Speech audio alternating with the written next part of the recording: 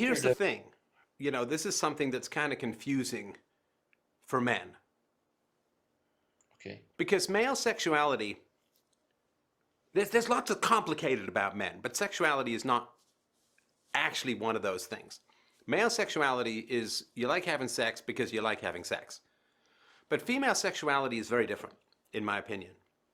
Okay. So for women who are hypersexual, like who are putting out unprotected sex on the first date, right? That's a stupid thing for men to do. It's a stupid thing for women. It's much stupider for women because women get hit more with STDs. You could turn out to be a total jerk who would simply stonewall her legally so that you didn't have to have anything to do with your kid, or like it's such a ridiculously bad decision for a woman that for a woman to give up her vagina to a man while drunk she just met, first date in some seedy motel, that is not an act of lust. That is an act of self-hatred. That is an act of self-contempt. Now, it wasn't for you because you're a man.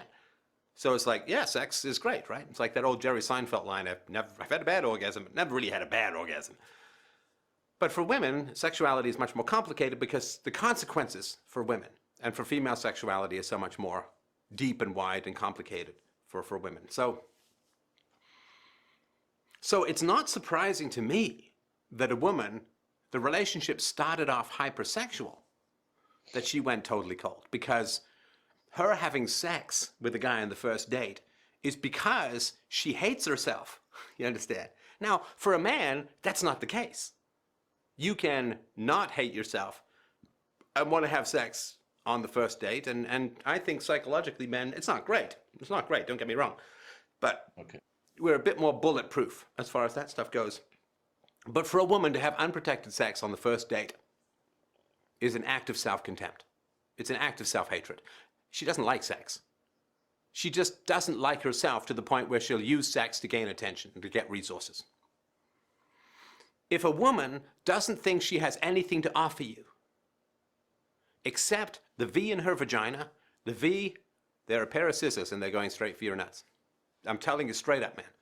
You know this, right? So the fact that she's like, okay, I don't like sex, but I'm willing to use it to get male attention. Well, now that I've got you locked in, now that I've got a kid, well, then her contempt for sex, her dislike for sex comes out because she's already got you. Right? So it's like if you're buying a car, you haggle with the dealer to get a better price, or a house or whatever. Right? You haggle with the dealer to get a better price. But when you get the car home, you don't keep haggling because it's already done. So for a woman, if she's using sex to get your attention, to get your resources, that's an act of contempt for you. It's an act of contempt for sex. It's an act of contempt for herself. So once she gets those resources, she doesn't want to have sex. Why? Because it reminds her of her self-contempt, of her emptiness.